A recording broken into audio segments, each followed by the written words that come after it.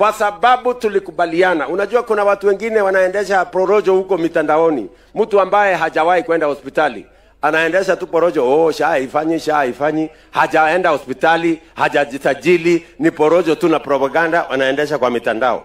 Lakini hawa watu tutawashangaza kwa sababu Kenya hii itapiga hatua ya kwenda mbele. Mimi nasema watu wa Emuru Wadigiri pongezi, watu wa Narok pongezi, tuendelee namna hiyo, na inamaanisha kwa kweli ile NHIF watu walikuwa wamejisajili milioni 8.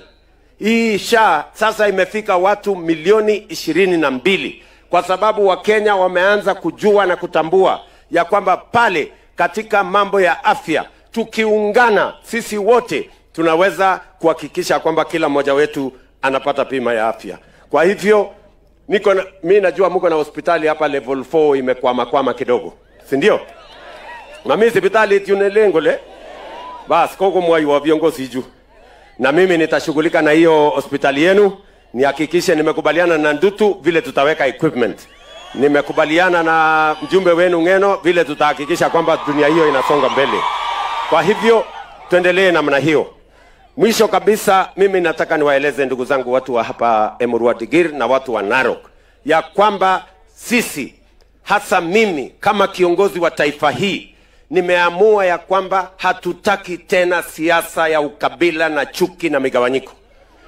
Ndio sababu hiyo nikaunda serikali ya broad based, kuleta wale tuliopiga kura na wao na hata wale hatukupiga kura na wao tuungane, kwa sababu umoja ni nguvu. Tunataka tuunganishe watu wote wa Kenya, ndio tuhakikishe ya kwamba tunaangalia na kuzingatia mambo ya maendeleo ya taifa hii. Kwa pamoja tupange miradi ya maendeleo, kwa pamoja tuhakikisha kwamba tunajenga barabara, tunaunganisha stima, tunajenga mashule, tunasomesha watoto wetu, tunapanga mambo ya afya na tunapanga mambo ya ajira ya vijana wetu wa Kenya, kwa sababu kwa kufanya hivyo tutabadilisha Kenya hii. Na mimi nawauliza wale wengine, bado mambo ya siasa haijafika wakati yake. Saa hizi ni wakati wa kufanyia kazi wananchi wa Kenya. Kuna siku tutakuja kuongea mambo ya viongozi. Hatuwezi kuongea mambo ya viongozi kuanza Januari mpaka Disemba, uchaguzi moja hadi mwingine.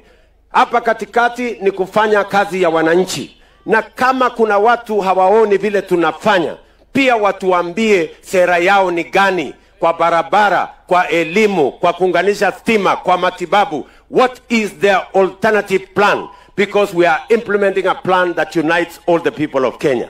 Wao hawataki broad based, wanataka ya kugawanyisha Kenya. Wanataka wakawanye Kenya, ndio Kenya iwende wapi?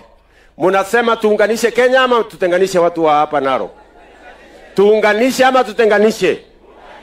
Tuunganishe Kenya, ndio tujenge barabara pamoja, na tuunganishe wa Kenya wote na stima, na tuunganishe wa Kenya wote pamoja na vijana kwa ajira, na tuhakikishe ya kwamba matibabu imepatikana. Hebu ni wale wanasema tuunganishe Kenya, watu wa Emuru Wadigiri. Bas ngagere angena lein olen ya macha awako maiko mursijego, lakini magaito kao watu mmeniambia pia kuna university mnataka tujenge hapa kwenu, si ndio? College moja campus hapa, si ndio? Nimeambia huyu Ngena kwenda hamisha hiyo shule, toke hapo ndio nikuje nijenge campus hapo, ama namna gani? Na ngoma kutayano bas kama Ngena mwenyewe kule ya mission school bi mande school 2 months aitu nyate kwa gini ni nyo anan mejara kata somo ayeni bas. So tuhakikishe namna hiyo ndio tupeleke Kenya hii songe mbele. Kwa hivyo mimi nataka niwaambie mambo nimekuja hapa vile vile ni mambo ya title deeds. Mimi najua kumekuwa na shamba hapa inaitwa Olongo Lin. Jana nilipatiana title deeds kwa sababu iko katika mpaka ya watu wa Kilgoris. Leo nimekuja hapa kupatiana title deeds ya watu wa sehemu hii. Tumekuwa